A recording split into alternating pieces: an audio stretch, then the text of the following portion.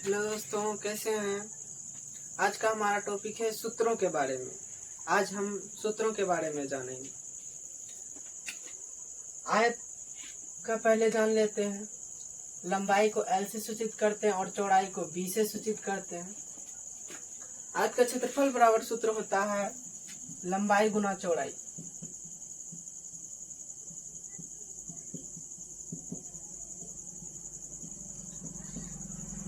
L गुना B लिख सकते हैं क्योंकि लंबाई को L से सूचित करते हैं और चौड़ाई को B से सूचित करते हैं।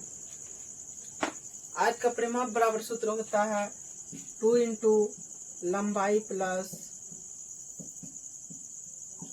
चौड़ाई, या आप 2 इंटू L प्लस B लिख सकते हैं। आयत का लंबाई बराबर सूत्र होता है क्षेत्रफल बटे चौड़ाई, और आयत का चौड़ाई बराबर सूत्र होता है क्षेत्रफल बटे लंबाई।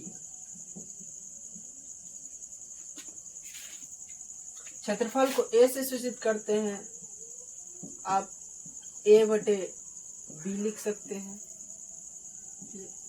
या इसमें A बटे लंबाई को L से सूचित करते हैं इसलिए A बटे L। लंबाई का स्क्वायर प्लस चौड़ाई का स्क्वायर √100 में। अब हम वर्ग के सूत्रों के बारे में जान लेते हैं। वर्ग का क्षेत्रफल बराबर सूत्र होता है भुजा गुना भुजा। भुजा को A से सूचित करते हैं इसलिए आप A गुना A भी लिख सकते हैं। वर्ग का परिमाप बराबर सूत्र होता है 4 गुना भुजा। भुजा को A से सूचित करते हैं इसलिए आप 4 गुना A लिख सकते हैं। वर्ग का भुजा बराबर सूत्र होता है √100 क्षेत्रफल। यदि क्षेत्रफल दिया रहे और भुजा निकालने के लिए कहे तो आप इस वाले सूत्र का यूज कीजिएगा, और यदि परिमाप दिया रहे भुजा निकालना हो तो परिमाप बटे 4 का विकर्ण बराबर सूत्र होता है √2 गुना भुजा।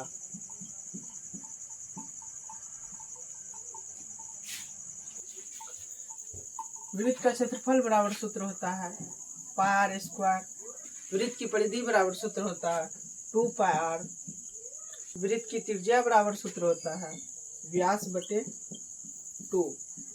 व्यास को D से सूचित करते हैं, आप D/2 भी लिख सकते हैं। वृत्त का व्यास बराबर सूत्र होता है 2 गुना त्रिज्या,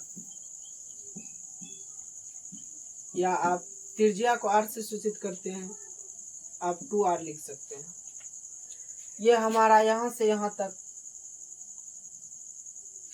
त्रिज्या कहलाता है। यही यदि यहाँ से यहाँ तक पूरा खींचा जाए रेखा तो यह हमारा व्यास बन जाएगा।